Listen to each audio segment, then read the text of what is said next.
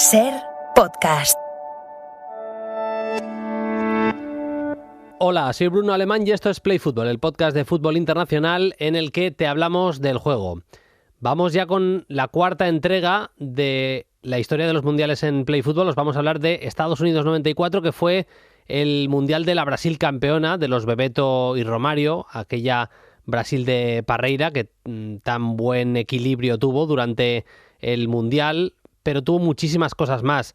Equipos revelación como Suecia o Bulgaria, la Rumanía que fue capaz de ganarle a Colombia y también a Argentina. Muchos toques de humor, jugadores a los que pillaban fumando directamente en los hoteles. Vamos a recordar ese Bulgaria-Alemania con Javi Roldán, ese partido en el que remonta aquella generación búlgara de los Stoichkov y compañía, cómo no recordarla. Vamos a recordar el resto de grandes momentos del Mundial, con jugadorazos como Baggio, por ejemplo, saliéndose, todo de la mano de Javi. Vamos a estar con un protagonista, alguien que jugó el Mundial y lo hizo en aquella selección de Rumanía, de los Hagi, Popescu y compañía. Y le vamos a poner también un toquecito de humor. En la próxima hora, en este podcast especial de Estados Unidos 1994.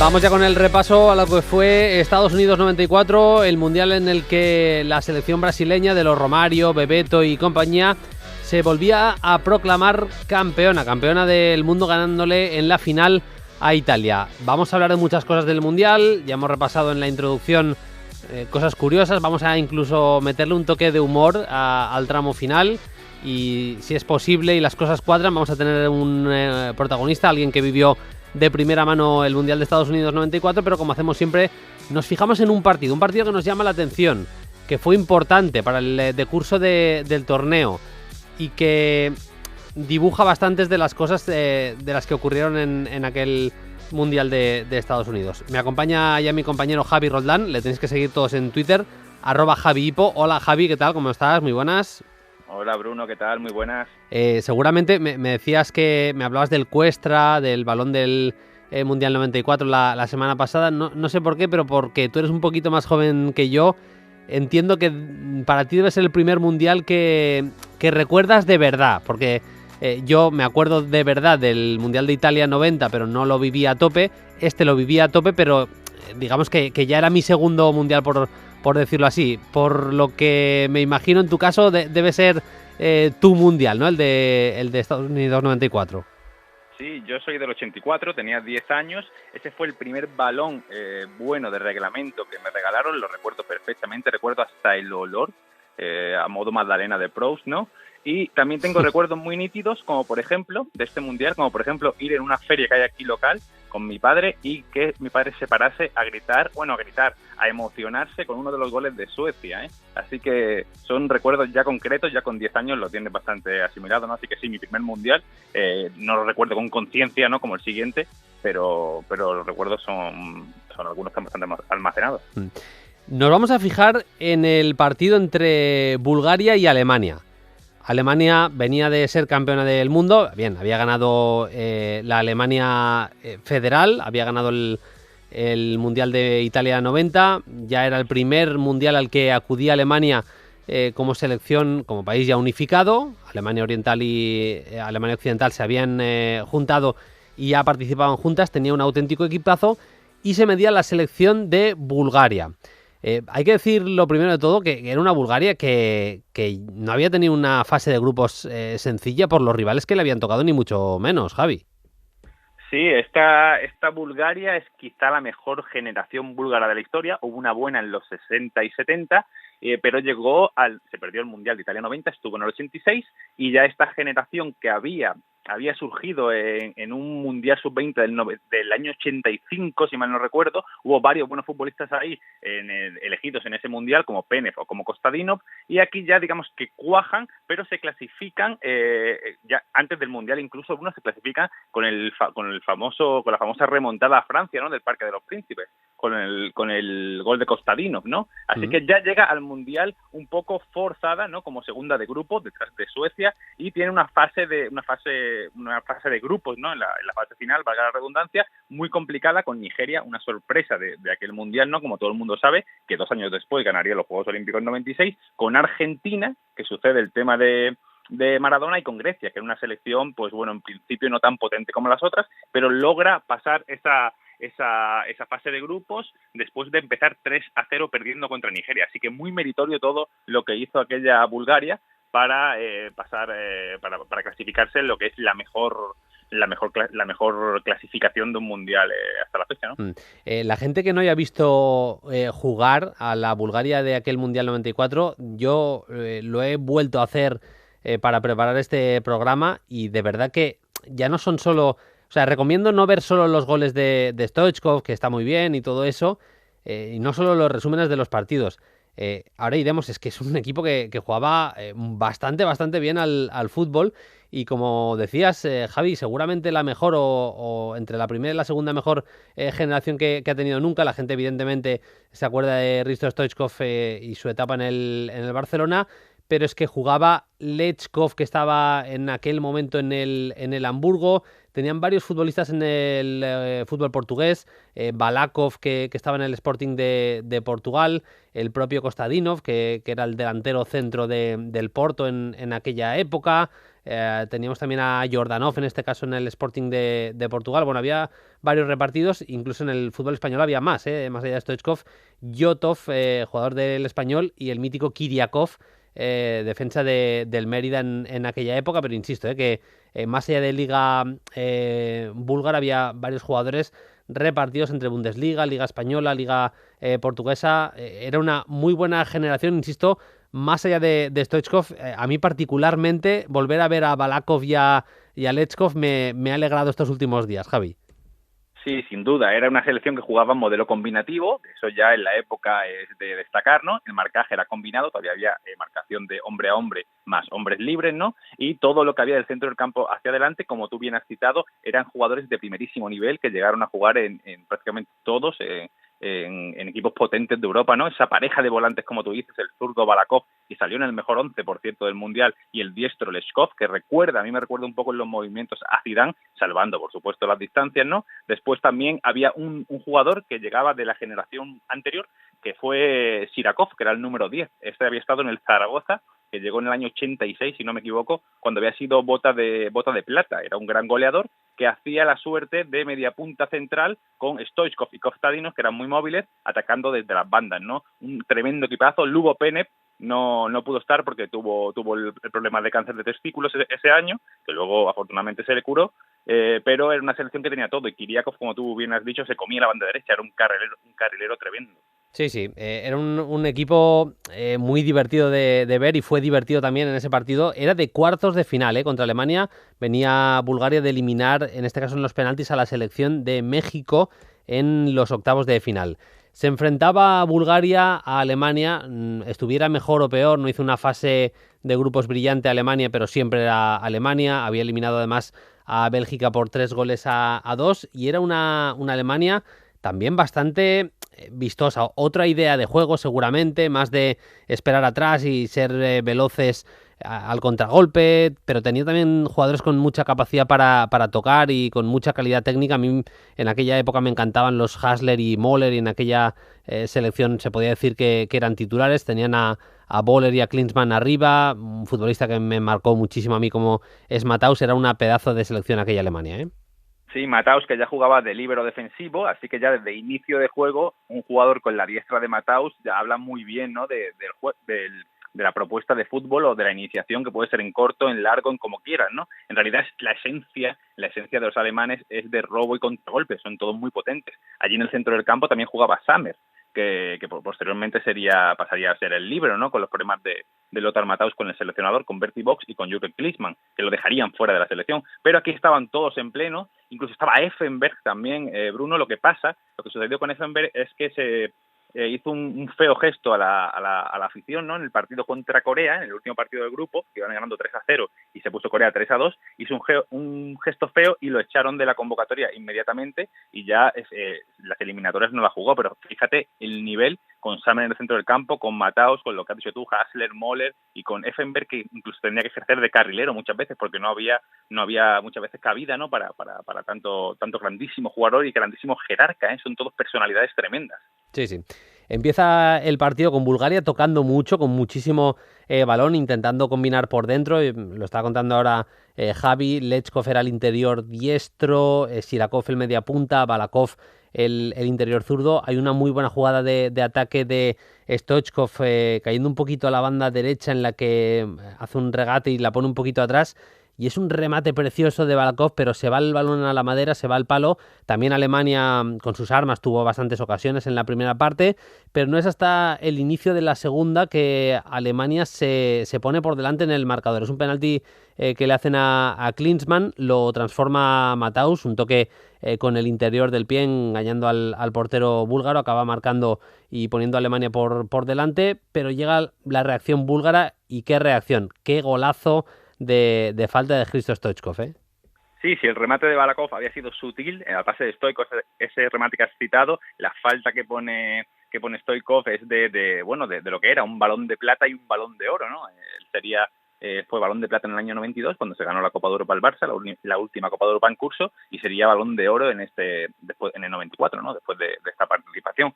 Y ya Lechkov al final poniendo en el 78 el 2-1, ¿no? Y aquí dio un salto Bulgaria competitivo, ¿no? Porque ganarle a un equipo, habían ganado a México, ¿no? En eliminatorias, y como hemos dicho antes, habían eliminado a la Francia de Cantona en la fase de clasificación UEFA. Pero aquí ya estamos hablando de una eliminatoria de cuartos de final del Mundial contra toda una campeona del mundo en curso y subcampeona de Europa, porque Alemania fue segunda tras Dinamarca en la Eurocopa de Suecia, ¿no? Así que un tremendo partido de Bulgaria. Tuvo Alemania ciertamente alguna ocasión clara, lo que pasa es que Mijailov era el portero, también es muy famoso, ¿no? Mijailov, y era un porterazo, hizo un par de estiradas muy buenas, ¿no? Y bueno, así pasaron a la siguiente fase y fueron junto con Suecia ya la declarada sorpresa del Mundial, ¿no? A todas luces. Para la gente que no se acuerde, Lechkov jugaba con... era muy calvo, pero calvo de verdad, pero tenía una especie de... Para que la gente que haya visto el Mundial del 2002 pero el del 94 no se haga una idea, era como el peinado de Ronaldo, pero al natural, una especie de... no sé cómo decir, una especie de perilla en la parte del inicio de la cabeza, por decirlo de alguna manera, y justo ahí tenía un poco de pelo, y pelo a los lados, como se llevaba antes, como los calvos que no se rapaban antes, pues así iba peinado el bueno de Lechkov, que yo te digo la verdad, me quedé flipado cuando vi la edad con la que jugó el Mundial. Yo hubiera dicho que tenía mínimo 30 años, y en aquel momento Jordan Lechkov tenía 26, tan solo jugaba en el Hamburgo con 26 años. Sí, los que tenemos, me incluyo a alopecia bueno, sí, ¿no? Que se llama. Yo también, ¿eh? O sea que... Así que parecemos, tengo un amigo que me dice que yo parezco igual desde que tengo 18 años, y es cierto, en realidad eso este pelado de Ronaldo forzado, ¿no? De Lechkov le suma muchos años.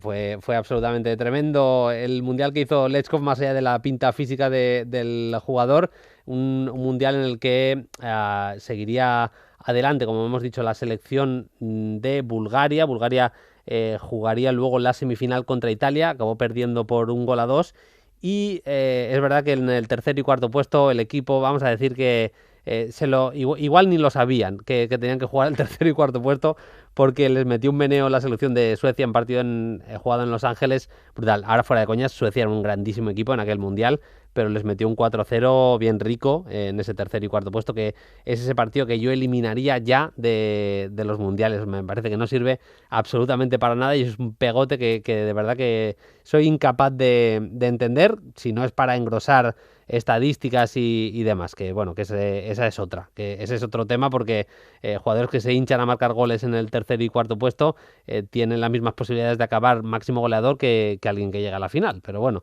que esa es otra lectura y que no es tiempo para eso. Javi, en el guioncillo, por decirlo de alguna manera, que habíamos preparado, más allá de hablar de Bulgaria y de Alemania y del partido en sí, teníamos más cosas apuntadas. Lo decías, hacías alusión a ello hace unos minutos, el tema de Maradona. Tenía una pinta aquella selección argentina brutal, le meten un meneo a Grecia en partido de fase de grupos bestial y Maradona sale del Mundial con ese positivo que marcaría, de hecho, el fin de su carrera. Ya no solo marcó a aquella selección argentina, que la destrozó, ya no solo futbolísticamente, te diría que futbolísticamente era muy importante Maradona para aquel equipo, pero también en lo anímico y acabó de matarla ese positivo de Maradona. Sí, vamos a ver, aquella Argentina, entrenada por el Coco Basile, venía siendo bicampeona de América. Es cierto que en el 91 fue más potente, en el 93 bajó algo, pero ya estaba redondo y sufrió para clasificarse, ¿no?, con aquella derrota por 5-0 como tan famosa contra Colombia, y Maradona llegó como una suerte de salvador, ¿no?, en la repesca contra Australia y así entró al Mundial. Pero ya se vio en el Mundial, Bruno, claramente en los primeros partidos, ¿no?, 4-0 a Grecia con Maradona ya jugando titular por delante de Redondo, de Simeone y por detrás de 3 delanteros. Era una selección alocada en el ataque, muy móvil, con Batistuta, con Canilla, con Abel Balbo, una selección tremenda que jugaba muy bien. Después le gana 2-1 a Nigeria. Creo que aquí es el famoso gol de Maradona que grita a la cámara, ¿no? Y ahí es donde se va con la famosísima imagen que todo el mundo conoce, ¿no? Se va con la enfermera, da positivo en efedrina, ¿no? Y después dice la frase de me cortaron las piernas, tenía 33 años, segundo positivo, ¿no?, de 15 meses de sanción, ya había sido suspendido en el año 91 después de un partido contra el Bari por cocaína, aquí efedrina, y el tercero y último, ¿no?, ya cuando volvió en Boca Juniors, también por cocaína, que lo retiraría definitivamente, ¿no? Y como tú dices, en lo anímico no estaba a lo mejor preparada porque tenía buenos recambios, tenía a Leo Rodríguez o tenía... Rodríguez era un enganche también que había jugado muy bien en las Copas de América, tenía al Burrito Ortega, muy joven todavía, con 20 años, que fue el que realmente tomó el sitio, ¿no?, de la número 10 de Maradona, pero no consiguió, después de ese partido, no consiguió ganar a Rumanía, ¿no?, que era otro gran equipo, hay que decirlo. Tampoco es que a lo mejor con Maradona tampoco lo hubieran conseguido ganar, porque la Rumanía de Hagi fue otra de las revelaciones. Sí, pero sí. Ahí se acabó la historia argentina, que sí apuntaba, como tú bien has dicho, apuntaba a una, junto con Holanda, ¿no?, y con Brasil y Italia, las de siempre, a una de las principales favoritas para llevarse el Mundial. Una selección que tenía a Batistuta arriba, Fernando Redondo jugando a muy buen nivel, evidentemente Maradona, y el recambio era Ariel Ortega, Batistuta, Simeone, Canilla, bueno, un auténtico equipazo.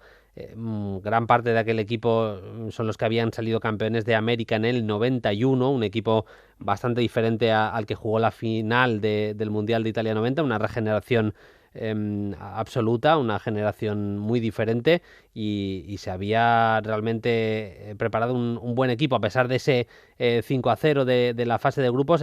Aquel equipo tenía buena pinta en aquel Mundial y salió por la gatera, salió por la puerta de atrás en ese partido, en esa eliminación contra la selección de Rumanía. Brasil fue campeona, vamos a decir, una Brasil que se había olvidado del juego bonito a pesar de tener auténticos cracks. Fue el Mundial especialmente de Romario, también de Bebeto. Llegaban en plenitud esa pareja de delanteros y lo que buscó Parreira era, vale, juegan estos dos arriba, marcan las diferencias y todo lo que queramos, pero tengo que conseguir equilibrio y formó ese equilibrio a través de un centro del campo que no voy a decir que era mega defensivo, pero que sí que controlaba desde un punto de vista físico y de orden los partidos, hay que decirlo así, Javi. Sí, bueno, era el 4-4-2 clásico o 4-2-2-2 clásico de Brasil, pero es cierto que, bueno, aunque está un poco recordado Dunga, que era el que simboliza, ¿no?, como tú dices, el orden y la jerarquía ahí en el centro del campo, está un poco recordado como quizá un jugador menos virtuoso, fiable, porque era muy fiable en el pase, ¿no?, y muy inteligente en el juego. Sí, es verdad que arma un poco, muchas veces juega Maciño en lugar de Ray jugaba de volante de segunda línea en ese 4-2-2-2, pero también al lado de Ciño pone alguna vez a Maciño, entonces parece que hay una suerte de tribote, ¿no?, y todo esto lleva a pensar que quizá aquella Brasil fuera un poco menos, ciertamente era menos mágica que la de Tele Santana, pero es que yo creo que solamente la de Brasil 70 y las primeras, ¿no?, con Pelé, pueden ser así de magníficas, ¿no?, de querer dominar o exhibir ese fútbol tan alegre y tan combinativo y tan móvil, ¿no? Aquí ya estamos hablando de otro fútbol. Se decía que se había europeizado Brasil desde tiempos de Lazzaroni, pero sin embargo no se puede decir que no fuera una buena Brasil. Arriba Romario y Bebeto se bastaban solos, hasta los balones largos a las bandas, en varios partidos balones largos defensa-ataque, y ellos mismos se las procuran, ¿no? Y luego en los carriles, en el carril izquierdo juega Leonardo, pero hay una sanción en el partido contra Estados Unidos que hace que entre Branco, que acaba siendo fundamental porque mete uno de los goles contra Holanda, ¿no?, que da el pase a la semifinal de Brasil. Así que un buen equipo, quizás no de las mejores de la historia, pero con mucho potencial en todas las líneas, ¿no, Bruno? Sí, es que era precisamente eso, un equipo que ibas línea por línea y había cracks mundiales y todas las piezas encajaban. Yo creo que el curro de Parreira fue muy bueno de preparación de aquel mundial a nivel táctico, y era un equipo muy complicado de ganar, que se enfrentó a grandísimas selecciones, superó a la selección de Holanda. Primero le gana a la anfitriona, Estados Unidos, le gana a Holanda por 2-3 en cuartos de final. Le gana a Suecia 0-1 en la semis. Suecia, una de las revelaciones, como hemos dicho, con Bulgaria del torneo, y acaba superando en un 0-0 en la final a Italia. Le ganan los penaltis. Una Italia, antes de cerrar con la selección española, vamos a hablar de aquella Italia de Sacchi y de Roberto Baggio, no sin problemas otra vez entre Roberto Baggio y su seleccionador, porque las tuvieron, pero el Mundial de Baggio fue buenísimo, y la verdad es que Italia había hecho méritos, bueno, eliminando una buena selección española, ahora iremos, también ganándole a Bulgaria en semifinales, habían ganado a Nigeria, fase de grupos complicada, una gran Italia aquella de Sacchi, pero que en la final no pudo contra Brasil, Javi. Sí, la Italia zonal de Arrigo Sacchi, ¿no? Lo que sucedía es que Arrigo Sacchi, para preparar sus equipos, él era un tacticista redomado, y para preparar sus equipos, a mí me contó Ángel Capa que el propio Sacchi le había dicho que estuvo 4 años entrenando la misma táctica, todos los entrenamientos, quiere decir, hasta ese nivel de obsesión táctica tenía. Entonces eso es muy difícil llevarlo a una selección porque no hay la misma rutina, ¿no?, que en un equipo. Pero Sacchi, ojo, antes de pelearse, amaba a Roberto Baggio, Roberto Baggio había sido indiscutible con Sacchi desde que él tomase la selección en el año 90 o 91, después de que Vicini, ¿no?, perdiera un par de partidos, y Sacchi tomase el mando en ese 4-4-2. Roberto Baggio era como el media punta.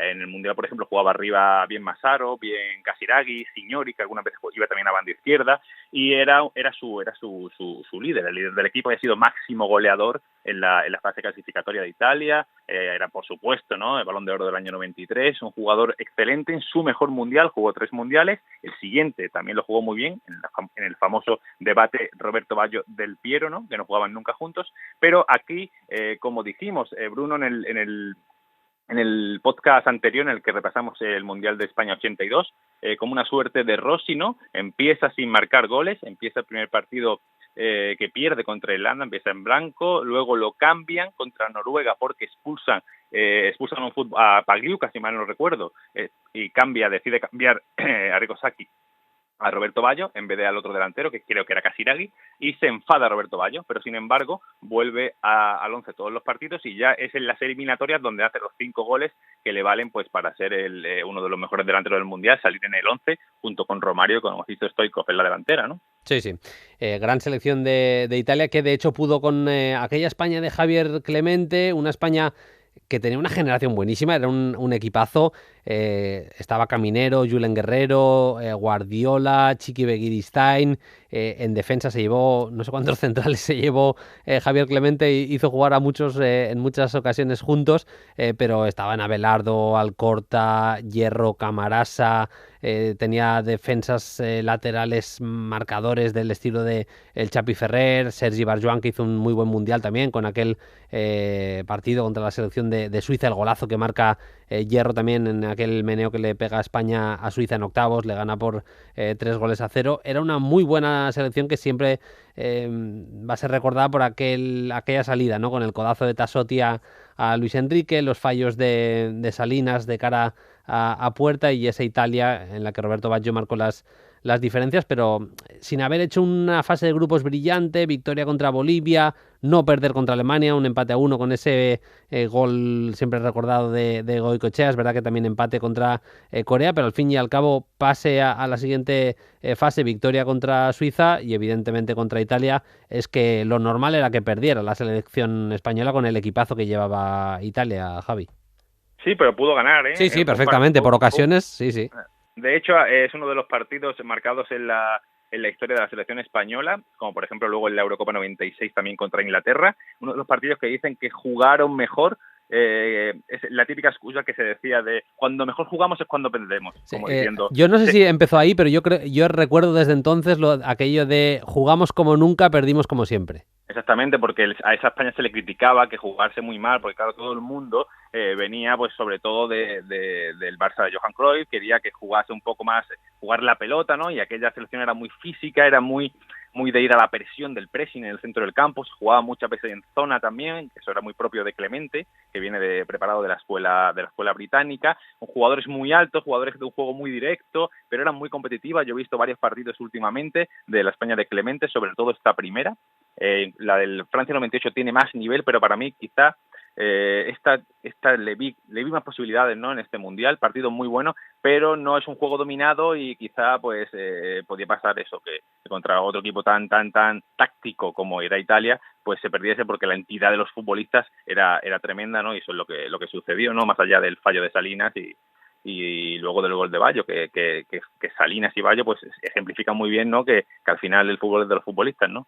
Totalmente. Ya para acabar, yo no tengo demasiado claro, iba haciendo bastantes cambios en las alineaciones Clemente, algo que no era tan súper habitual. Es verdad que pues siempre había molestias de los futbolistas y demás, pero de un partido a otro ya no solo cambios de sistema, que también los hubo, sino cambios de varios jugadores, y en ese entrar-salir entraba Fernando Hierro. Fernando Hierro, yo lo recuerdo como uno de los jugadores más bestias claramente de aquella época. Es verdad que todavía era joven, no era el futbolista ya veterano y mega instalado, pero bueno, ya tenía cierta edad y trayectoria, y no fue titular indiscutible. No sé si había alguna molestia física, algo que me haya perdido, pero de ver partidos de España de aquel mundial me ha llamado la atención eso, Javi. Sí, jugaba muchas veces de volante, delante de la defensa, sí. Le gustaba. Después del Mundial, ya cuando se hizo muy fijo junto a Nadal en la zona de volantes, ¿no? Nadal empezó también el Mundial, creo que lo empezó sancionado y no jugó, y Clemente era muy de actuar según el partido, y Hierro era uno de los que rotaban, ¿no? Guardiola, por ejemplo, también empieza saliendo y entrando, y Hierro lo que pasa que tenía era que representaba como nadie el estilo de Clemente, ¿no? Un jugador físico, un jugador pero también con buen pie, muy competidor, muy competitivo. Problemas físicos yo no recuerdo que tuviera en los partidos que no juega, pero igual sí lo tiene. Lo que pasa es que yo no documentalmente no lo tengo en la memoria eso. Pues Fernando Hierro, que tenía, lo acabo de mirar, 26 años, era una edad casi ideal, no era titular indiscutible, una selección española que dio la cara, que jugó, yo creo que de los mundiales de los 90 para mí fue el que jugaría seguramente a mejor nivel, pero se fue como siempre para casa. Es verdad que ante una de las finalistas, al menos, ante la selección de Italia. Javi, la semana que viene volvemos con ese mundial de Francia 98. Ya, bueno, podemos dar alguna pistita. Nos fijaremos en una de las mejores selecciones de aquel mundial y en otra que llamó mucho la atención. No vamos a dar más pistas, pero por eso de activar un poco el hype de la gente de cara a la semana que viene. Como siempre te agradezco, amigo. Un abrazo y hasta la semana que viene. Un abrazo, Bruno. Muchas gracias. Play Fútbol. En aquel mundial, Rumanía le ganó a una Colombia que llegaba saliéndose. Le había metido 5 goles a Argentina y además fue capaz de ganarle precisamente a Argentina, eliminarla de los octavos ya sin Maradona. Y nos escucha Miograd Velodedici, fue jugador del Valencia y de aquella selección de Rumanía, y además había estado en el Estrella Roja mítico que fue campeón de Europa. Hola Miograd, ¿qué tal? Muy buenas. Hola, muy buenas. Gracias por atender a Play Fútbol. ¿Qué tal todo? ¿Cómo te va? La vida me va.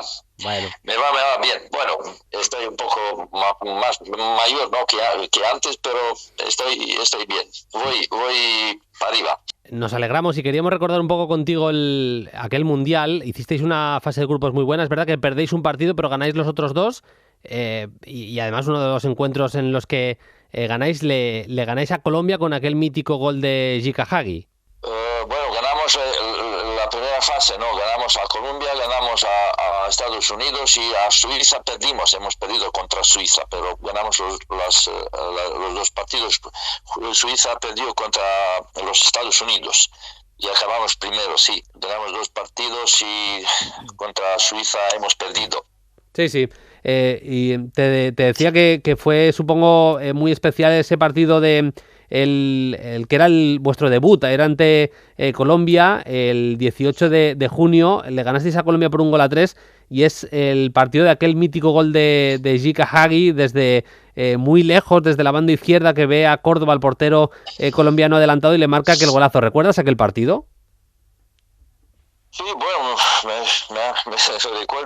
me acuerdo, sí. Bueno, el gol fue espectacular. Bueno, bueno, ni Hagi no sabía qué quería hacer, chutar a portería o poner un centro, pero cuando tenía la oportunidad de ponerla a su izquierda y tenía tiempo de chutar, era muy peligroso y chutaba muy bien. Tenía un buen tiro, sí. Bueno, nosotros, eso, antes de empezar la Mundial, hemos oído que la Colombia han ganado,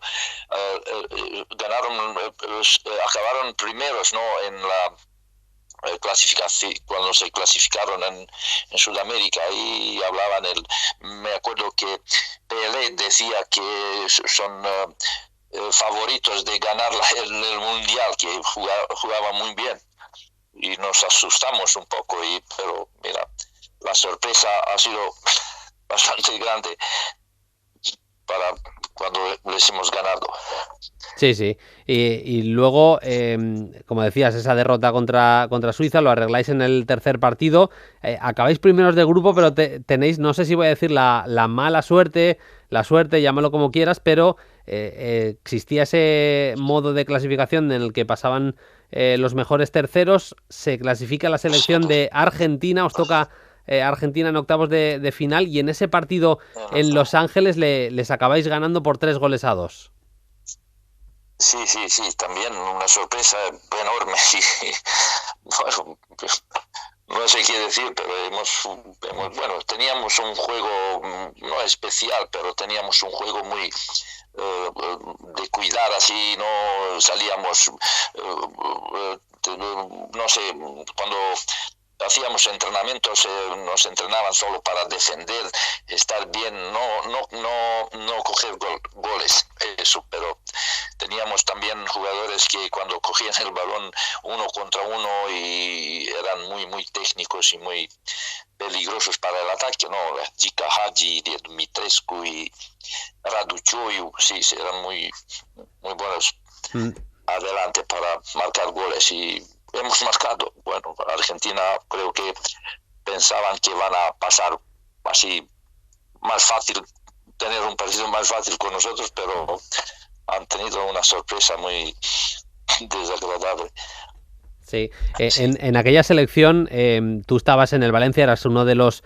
eras joven, bueno, tenías 30 años en aquel momento. A los no era joven. Sí, bueno, sí, a los 30 años es verdad que en aquella época era otra historia, no es como ahora que llegan a los 40 algunos jugadores, pero tú eras de los veteranos de aquella selección, pero compartías vestuario con Popescu, que estaba entonces en el PSV Eindhoven, ya has citado a Gika Hagi, tenía 29, también era de los veteranos. Sí. ¿Qué jugadores recuerdas especialmente de aquella generación?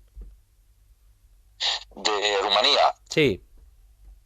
De Rumanía, pues bueno, que has dicho, ¿no? Que era Gika Popescu. Teníamos jugadores con experiencia, jugadores que jugaban en países muy buenos de fútbol, ¿no?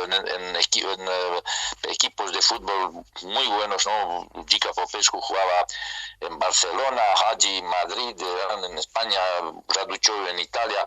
Teníamos unos jugadores con experiencia y así preparados para partidos importantes. Sí. Y os toca la selección de Suecia en ese partido de cuartos de final. Empatáis a 2 y es en la suerte de los penaltis que caéis. Miograd, ¿cómo fue de aquel partido? Espero que te acuerdes menos, porque supongo que es algo más triste para vosotros, pero es que era una gran selección aquella Suecia, ¿eh? Sí, Suecia, no sé qué ha pasado con Suecia. Cuando llegamos a Estados Unidos jugamos un partido amistoso con Suecia.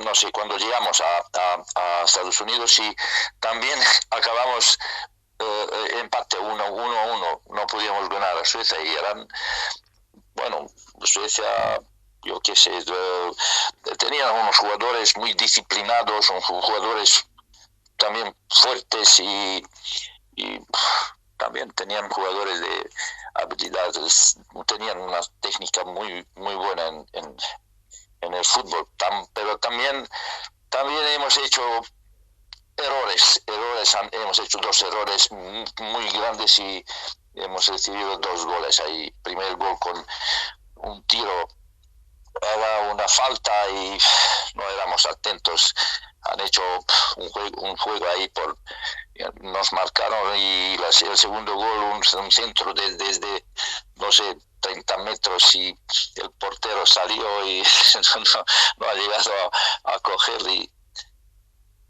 recibimos el gol. Dos errores muy grandes, sí. Y en los penaltis yo siempre digo que yo estuve como sexto, destinado el sexto. Primeros 5 se acabaron y yo era el sexto. Sexto, sí. Y bueno, yo no tiraba muchos penaltis cuando jugaba en los partidos, nunca he tirado penaltis, pero me tocó de tirar, y no he fallado. Cuando fallas te tiras por arriba o por al lado, ¿no? Yo he tirado bien, pero el portero se ha parado. Eso no es fallo, eso es parada de portero. Eso les decía yo después cuando acabamos el partido. No he fallado, me ha parado el portero. Qué grande. Fallo es cuando tiras. Cuando tiras al palo fuera, ¿no? Así, al palo fuera, sí. Es una así. Bueno, pues Miograd. Dime. Suecia era un partido. Suecia tenían buenos jugadores ahí, fuertes y muy disciplinados en el juego. Miograd, no llegasteis más lejos que los cuartos de final, pero seguro que es un mundial que recordáis, con aquella victoria contra Colombia, ganando un partido como el de Argentina, la Argentina que ya no estaba Maradona, pero Batistuta y demás, y incluso haciendo sufrir a la selección de Suecia hasta los penaltis. Miograd, te agradecemos que hayas estado en Play Fútbol. Dime, perdona. Han sido los mejores partidos de la historia de Rumanía. Bueno, Rumanía también ha jugado contra Italia cuando ganaron aquí en Rumanía un partido con jugadores mayores, pero el campeonato es el más grande que hemos hecho en la historia de fútbol de Rumanía. Llegamos a octavos, ¿no? O por ahí. Cuartos, sí. Octavos, cuartos de final. Digamos, cuartos de final, sí. Hemos entrado en historia con ese campeonato, con esos partidos de campeonato mundial, sí. Totalmente. Miograd, muchas gracias por estar en Play Fútbol, por ayudarnos a recordar aquel mundial que hicisteis en el 94. Y nada, te enviamos un abrazo y esperamos hablar contigo en otra ocasión. Hasta la próxima. Bueno, un abrazo a vosotros y mucha suerte. Play Fútbol. A este episodio de la historia de los mundiales le vamos a poner también un poquito de humor. Nos acompaña Edgarita, compañero de Transmite la SER. La habéis escuchado seguro en La Ventana del Verano 1001 veces. Hola Edgar, ¿qué tal? Muy buenas. Hola, ¿qué tal Bruno? ¿Cómo estamos? Porque ese Mundial 94 fue igual no estás de acuerdo, pero yo creo que fue el último mundial con jugadores feos de verdad. O sea, había mucho jugador feo. Bueno, de hecho fue el cambio. Sí, o sea, ¿no? El cambio, el que aún quedaban algunos que intentaban ser guapos, pero eran feos, y los feos que lo asumían. Sí, que sí. decían, yo soy feo, voy con ello a muerte. Sí, O sea, sí. voy hasta el final. Más allá de que tú y yo somos unos viejunos y nos hiciéramos aquella colección porque éramos unos chavales y la colección de cromos la tuve, era el mundial de los cromos, o sea, un mundial con mogollón de cromos.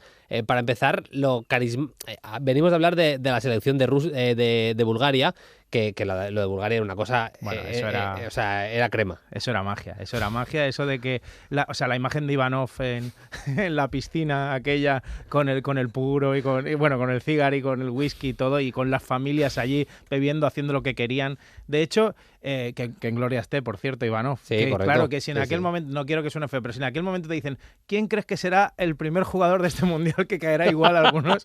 Hubiesen apostado su dinero a Ivanov. Sí, pero sí, fue brutal lo de esa selección. Fue tremendo. De hecho, Ivanov, lo repasábamos ahora, se lesionó, se dejó el tobillo hecho un Cristo, él sigue jugando, pero se dejó el tobillo hecho un Cristo haciéndole una entrada a Klinsmann, o sea, haciendo él una entrada de lo bruto que era, se acabó lesionando. Era la época del fútbol español de los 90, muchos jugadores fueron a aquel mundial. Fuera de antena me decías, era el mundial de las perillas. El de las perillas, es porque verdad, y creo que el instigador fue Pep Guardiola. Sí. Sí, fue el primero que... Y luego veías, claro, a jugadores que decían, no tienes cara de llevar perilla. Porque dices, Caminero, bueno, pues vale, pues era un tío así apañico. Sí. Fue quizá, como dices, el primer guaperas. Pero claro, veías a Goicoechea intentándose dejarse perilla. Incluso creo que Begiristain, Otero también se dejó. Le tendré que preguntar a Rafa Alcorta, porque a mí me suena que Alcorta también llevaba perilla, Es posible. Tremendo. Es posible, sí. Fue ese mundial, bueno, todo el mundo lo recuerda como el mundial de Tassotti. Sí. Que a mí me gusta siempre destacar que fue el primer mundial en el que nos acordamos del nombre de un árbitro extranjero, porque tú, Urizaraz Pitarte, o sea, te acuerdas de todos los árbitros, Marcos, tal. pero Sandor Pul, que fue el húngaro, el árbitro de ese mundial, el que pasó lo de Luis Enrique, que se metía en medio Luis Enrique como diciendo, para ya, no te enfades, que hasta no te aquí. pasa nada. Sí, si tienes la cara rota solo, hombre. Es así. Luego llamó mucho la atención la selección de Rumanía. Es que pasaban cosas que ya en el fútbol no pasan. O sea, que volvamos a ver una generación como la búlgara de aquellos tiempos es imposible, pero incluso yéndonos a una selección que tiene más solera, más historia, como la selección de Rumanía, fue el mundial de aquel golazo de Hagi, pero es que habían unos rumanos en aquella época, más allá de Popescu. Dimitrescu, ¿te acuerdas? Correcto. El partidazo que hizo contra Alemania? Y ya fue Radio Choyu, en aquel momento estaba jugando en el Milan, todavía no había... Sí, bueno, de hecho, ese año fue el año de la final de Atenas con el Barça. Sí. Pero no fue convocado a la final, pero porque el delantero titular era Daniele Massaro, ¿te acuerdas aquel? La primera vez que vimos unas botas blancas también. Tal cual, sí. La selección de Suiza le metió un buen meneo a España en ese partido de octavos, entrenada en aquel momento por Clemente. Roy Hodgson. La selección de Suiza por Roy Hodgson. Clemente metiendo 4 centrales en un mismo partido. A lo loco. Claro, sin ningún tipo de problema. Y bueno, llama mucho la atención, evidentemente, la selección de Estados Unidos. Es la que más cromos tiene. Pongámonos en pie. O sea, hay que ponerse serios. Entrenada por Bora Milutinovic, empezamos bien. Sí, o sea, el señor Barragán. O sea... Que yo luego tengo que hacer entrevistas a esta gente. Oye, quiero decir, físicamente, era un crack y todo, pero era el señor Barragán. Tú lo miras físicamente y se ¿Cómo parece... estábamos? ¿Cómo estábamos? Luego, el Angoy bueno, Toni Meola. Es verdad. ¿Te acuerdas que también lo ficharon para chutar en el fútbol americano? Sí. Y bueno, y luego nombres que molaban como Kobe Jones, que además nosotros en ese momento teníamos reciente el fallecimiento de Kobe, nuestra mascota del año 92, y Kobe Jones, Tab Ramos, y luego los centrales Alexi Lalas y Marcelo Balboa, que aquí, claro, ¿qué pasa? Que yo creo que a España le fue mal porque quisieron hacer la España de las perillas y tú ante unas perillas. Claro, en el mismo campeonato que está Alexi Lalas, si tú te quieres dejar la perilla... No. Mal. Alexi Lalas es que venía directo del rodeo, o sea, venía directo de montar un búfalo de estos de pegar saltos en Texas, directo al Mundial, mítico. Por cierto, en aquel Mundial en Estados Unidos jugó Claudio Reina, que es el padre del Reina actual que juega en el Borussia Dortmund y que está teniendo una carrera, bueno, con lesiones y demás, pero que está llamando la atención. Eso por parte de la selección local, la selección de Estados Unidos. Eran unos novatos en esto del fútbol, no tenían prácticamente historia, pero fue un toque de color. y fuera de antena me decías también, es el Mundial, todo el mundo se acuerda de Ronaldo en aquel Mundial, pero no se acuerda muy bien por qué, porque efectivamente no jugó ni un minuto. Sí, porque claro, tú le preguntas a la gente, oye, ¿qué te pareció Ronaldo en el Mundial 94? Y como mezclan el 98, ¡oh, qué bueno, sí, Ronaldo! Y en ese Mundial era un chaval de 17 años, que fue noticia porque todo el mundo decía, cuidado que hay un chaval muy bueno, ¿qué tal? Pero al final jugaba Bebeto y Romario y no, que por cierto, fue la primera vez que yo recuerde, que seguramente gente tiene más datos en la cabeza que yo, que hubo la celebración del bebé. Es verdad, que marcó Bebeto y lo hicieron los 3 jugadores. Lo han contado después en entrevistas. Dice que no lo entrenaron, o sea, que no lo ensayaron ni nada, que salió... También te digo que no es una coreografía de Los Miserables, no. O sea, pero sí que es verdad que fue, mínimo, fue muy original. Sí, le salió en aquel momento, era Bebeto, Romario y Maciño, ¿verdad? Sí, me parece que sí. Con ese centro del campo, ¿eh? Sí. Dicen, el Brasil. Correcto. No era Brasil del 70, Te iba a decir, por Thiago Alcántara no puede ser... Porque Thiago Alcántara... No, era por Bebeto. Bebeto era por Bebeto en aquel momento. Era por Bebeto, sí, era por Bebeto. Pues seguro. apuntado queda. Y la selección de Suecia, ¿te acuerdas? Hombre. Mítica de Brolin. Brolin, que lo quiero en mi equipo. A mí los jugadores gorderas siempre conmigo. O sea, pero en aquel momento estaba... Claro, pero... estaba gordete, o sea, tirando a rechonchillo... Sí. Pero es que luego ha sido un escándalo. O sea, luego es el típico caso de me he comido a Brolin. Sí, luego hizo por vivir a muerte. O sea, luego no ascos a un cocido madrileño, no dice ascos nunca. Y luego un Snyder. Y además es que era como el equipo de los guaperillas, el que le gustaba a la gente. Y estaba Martin Dahlin, y luego Kenneth Anderson, que más tarde sería vocalista de los Backstreet Boys, y luego... y Henry Larsson también, mítico, que en ese momento era cuando más molaba porque era cuando llevaba las rastas rubias. Todavía no era calvo, todavía no era así semicalvo ni tenía que ir a Turquía ni nada. No, todavía. Y jugó Roger Mila en aquel momento con 40, o sea, yo no me imagino ni por el forro aguantar físicamente lo que tendría que ser un mundial. Roger Mila jugó aquel mundial con 42 tacos. Que en ese momento era cuando los de 42 años eran viejos. Hombre, o sea, ahora mismo ahora es un chaval de 42 años. Si te quieres decir eso a ti mismo para sentirte joven. Y además, yo siempre destaco que a mí me flipa que pierdes 6-1, pero tú marcas un gol y te marcas un baile. Hombre, claro. Y yo creo que es el único futbolista que hemos visto bailar y que nadie se ha enfadado. Baila si quieres, Roger, vaya. Pues claro, como ya lo veíamos como un señor mayor, y además yo creo que dice que tenía 42, pero igual tenía 57. Es posible. Igual tenía los suyos y los de Yekin. Es posible perfectamente. No sé si nos dejamos algo, yo en la cabeza tengo todavía... No puede ser en otro mundial que en Estados Unidos 94, 5 goles de Salenko. O sea, Salenko, jugador del Logroñés, va y te mete 5 goles en un partido. Bueno, de hecho, cuando metió 5 goles, digo, va a meter 18. O sea, va a partir el récord. Yo pensaba que aquella liga iba... Porque no sé si lo ficha el Valencia ese mismo año, prácticamente. Pues no lo recuerdo. Ahora lo miraremos, sí. Pero sí que recuerdo que en ese mundial fue el Pichichi, pero empatado con Stoichkov. Correcto. O sea, porque metió un gol más y Stoichkov metió 6 durante todo el campeonato. Y bueno, y luego también es el mundial de Roberto Baggio. Roberto Baggio, porque esa trencita, la comparación de la misma jugada de Julio Salinas y Roberto Baggio, y Roberto Baggio se regatea a Zubizarreta y casi le espera otra vez para ver si viene, y Salinas, que de ahí salió el mítico. No sé si te recuerdas que en el día después se hacía aquello de coros y danzas, que enfocaban a las gradas y cantaban, y de ahí fue donde la primera vez cantaron por culpa de Salinas nos fuimos del mundial, con la canción del barco de Chanquete y el portero de Italia, que era Pagliuca. Hay que decir que con esto pasa como con Andoni Ferreño y Agustín Bravo, ¿vale? Pagliuca y Perucci, hay gente que, aunque no se parezcan mucho, los confunde, ¿vale? Pues Pagliuca era el que no estaba amazado, ¿vale? El que tenía cuello. Eso. Porque Perucci no tenía. El otro no, menos que un muñeco de nieve. Era Fernando Alonso. Confirmado, 1994 pasa Salenko del Logroñés al Valencia. Marcó 10 goles en el Valencia. Ni tan mal, bueno, correcto. Claro, venía de marcar 16 goles en el Logroñés, en una temporada de Liga con el Logroñés, y 5 en un partido de Mundial. Casi nada el bueno de Oleg Salenko. Y luego Alemania, que venía como la favorita porque acababa de ganar y tenía a Rudi Völler, que es... lo ves y era como el guiri simpático del Camping Alba, o sea, que lo ves así con el bigotillo y que te haces amigo, que vas de vacaciones en verano y te haces amigo. Y luego Klinsmann también, que decíamos antes que eso era un animal. Y México, Jorge Campos. Me hice una foto con él, pobrecillo. Me dio cosa a mí, porque era muy bueno, pero me dio mucha pena en esa tanda de penaltis que, se puede decir, los cabronazos de Bulgaria le tiraron todos los balones a media altura en el lado, no necesariamente muy bien tirados. Tiraron a trayón. Y el pobre no llegaba. Y como antes de la tanda de penaltis no dijo lo de no vale picarse, Porque si tú lo dices, ya queda todo invalidado. Sí, claro. Pero no lo dijo, y yo me acuerdo de la tanda de penalti y se los metieron todos igual, por la misma altura. Me hice una foto, la tengo en Instagram, es que yo mido 1,70 y no sé si era muy... Yo creo que era como yo. Sí, más o menos, no era mucho No se leí. Bueno, las camisetas coloridas, y hablando de porteros, Taffarel. Es verdad. Taffarel, pero ya no solo por el penalti que paró en la tanda de penalti final, sino porque para parar bien. Pero luego, como olvidadizo también, porque no sé si recuerdas que perdió la medalla. Se le fue la olla, sí. Perdió la medalla y un taxista estadounidense la encontró y se la dio.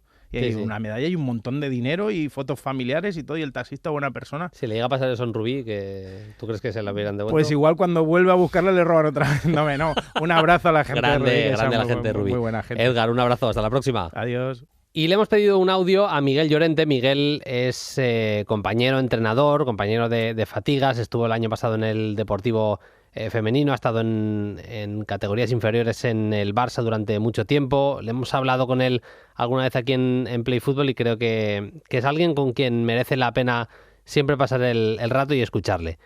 Me dice siempre que fue su mundial, el de Estados Unidos 94. ¿Por qué? Pues nos lo cuenta en este audio con el que cerramos el Play Fútbol de esta semana. Bruno, ¿cómo estás? Oye, pues me encanta que me preguntes sobre este mundial, porque sí que es verdad que hemos compartido veladas, y hemos compartido podcasts, y hemos compartido charlas, pero nunca te he dicho, que es algo que tú no sabes, y ahora creo que vas a alucinar, lo que no te he dicho es que yo participé en ese mundial. De hecho, es más, o sea, si miras las imágenes, yo estoy al lado de Robin Williams en el sorteo cuando saca las bolas de los grupos. Tenía muy buena relación con él. Luego empezó el Mundial y me acuerdo que el primer partido que juego es contra Corea, que íbamos ganando 2-0 y al final nos empatan a 2. De hecho, a mí me expulsan. Es un balón que dicen que soy el último defensor y me expulsan. Empatamos a 2 contra Corea. Sí que es verdad que el partido siguiente marca Goico, un golazo inesperado, y ahí vamos un poco remontando en el Mundial.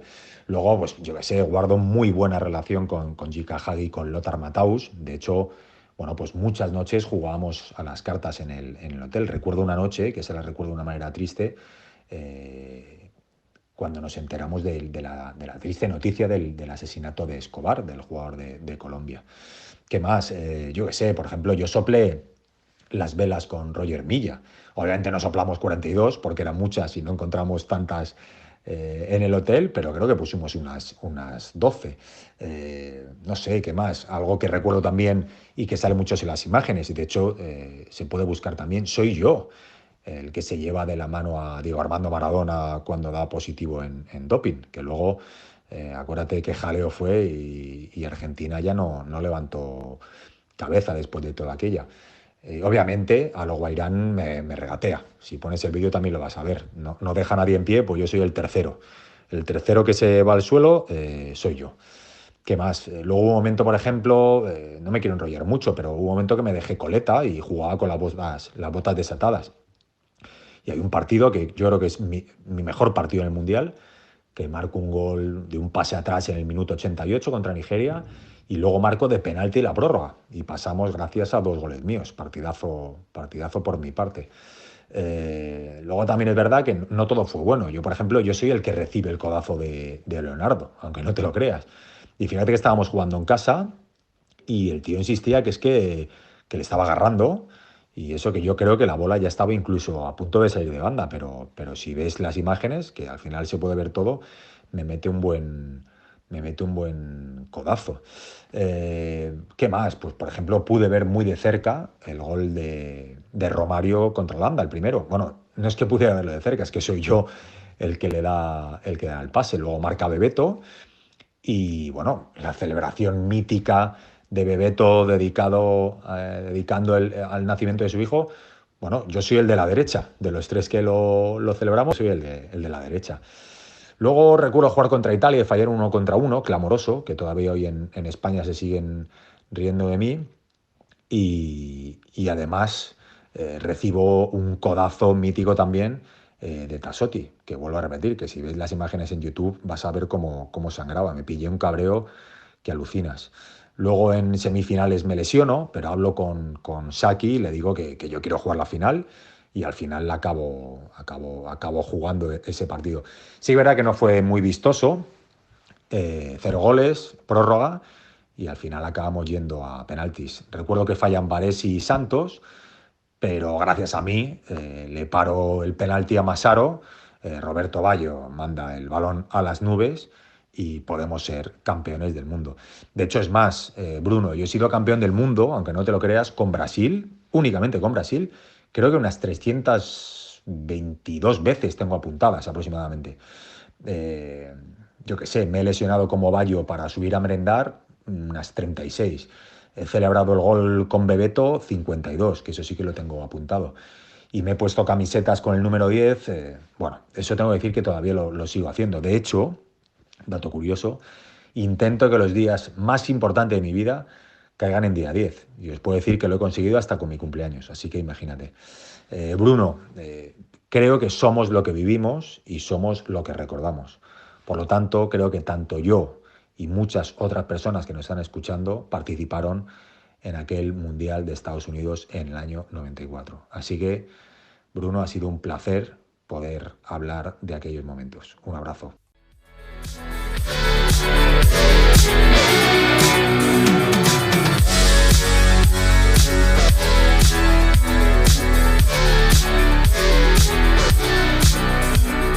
Nos vamos, ya sabéis que volvemos el lunes con más Play Fútbol. Nos podéis escuchar en la plataforma que os dé la gana. Si os suscribís y le dais like, mejor que mejor. Pero bueno, que ahí estaremos de nuevo el lunes con lo mejor de lo que haya pasado el fin de semana con Paquillo Mariscal y compañía. Y volveremos el viernes siguiente con el podcast de Francia 1998. Nos vamos la semana que viene más, con más contenidos y yo creo bastante interesantes. De verdad que el protagonista que vamos a tener seguramente en el podcast de Francia 98 va a llamar la atención, os va a gustar escucharle. Hasta la semana que viene, sed felices, adiós.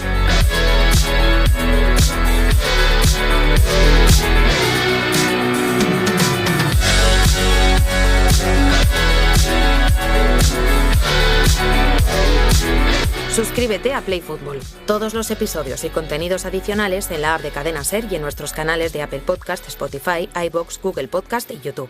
Disponible los lunes a las 10 de la mañana. Cadena Ser. La radio.